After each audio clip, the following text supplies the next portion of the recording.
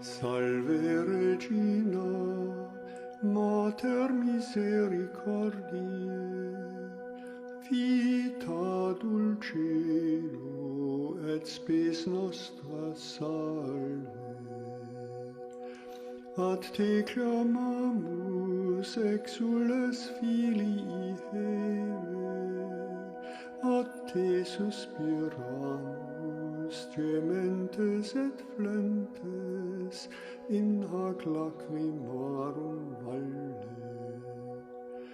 Ea ergo advocata nostra, illos tuos misericordes oculos ad nos converte. Et Iesum benedictum fructum ventris tui, nobis post hoc exilium ostendi. I had read in the Rule of St. Benedict, which students, friends of mine, colleagues, read and let me read, and it was this little book that impressed me very much. And one of the sentences that stood out very strongly was to have death at all times before your eyes. So in that situation of life being ahead of me and everything being just wonderful, I realized that the reason why I so enjoyed life was that I had had death before my eyes all my life, as long as I could remember. And that unless I had death before my eyes, this vibrancy would go out of life. And so I connected that with monastic life, and at that time I had the very clear intuition that that was the life that I was cut out for and that I wanted. I came to the United States thinking that there were no monasteries here. Maybe if somebody had asked me, I would have said, yes, maybe there are, but that's not something that you associate the USA with, monasteries.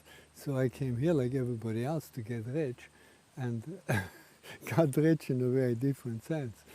I wasn't here but a few months, and a friend of mine, we talked about life and vocations and so forth, and I said, well, if I had lived in the Middle Ages, I would have become a Benedictine monk. But nowadays, these monasteries have all sorts of layers and layers of cultural history on them, and that's not the kind of life that I want. I want the primitive monastic life. And he answered, well, I heard that they had just founded one of those monasteries near Elmira, New York. And when I heard this name, Elmira, New York, it was something like a déjà vu. Yeah. So eventually I got here and stayed only that afternoon. And the next morning I went home and I had made up my mind, and I asked if I could join, and I've been here for the last half a century.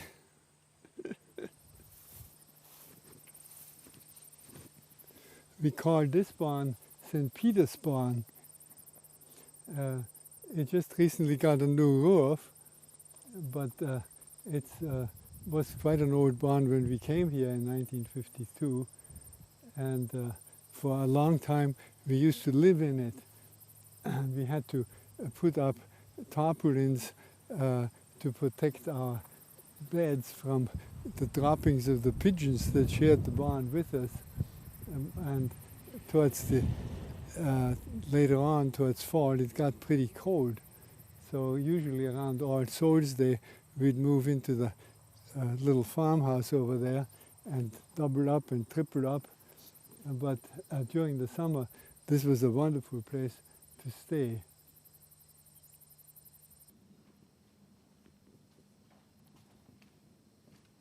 I remember pretty exactly. Just about, let's see, I think just about here is where my bed was. And we had a whole row there, probably close to a dozen of them. And in the morning, very early, it was still dark when we got up, and we would dash out. And it was always a nice breeze going through here. But later in the year, the breeze got a little on the cold side. So when we started freezing, we would leave here. But during the summer, it was a great place. This was the original building, the only building that was here on the grounds when I first came in '53. So everything had to take place inside this little old farmhouse. There was our chapel was in there, and this was the sacristy, just a very, very small room next to the chapel where the priests would rest. And since there was no other room to stay in the winter, this is where I slept in there in the sacristy. I was perfectly happy to stay in the monastery.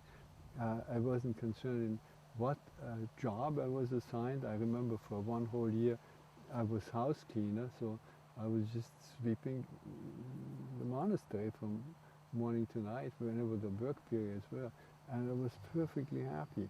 It was one of the happiest times of my life. I remember just when the the broom would hit the dustpan, like it would sound like a gong, and that was such a joy, and it was so beautiful. Or when I saw the dust whirling in a shaft of sunlight, those things were revelations, so to say. It was perfectly happy. The Benedictine order is the oldest, or one of the oldest orders in the church, the oldest actually. It's 1500 years old. When you join this community, you deal with this particular little group of people for the rest of your life, and which has its difficulties, but also its great joys. It's a family with friends and distant relatives and so forth. And the Pope is very far removed from it and couldn't care less what we are doing. So it's about the freest community within the church that is possible to belong to a Benedictine community.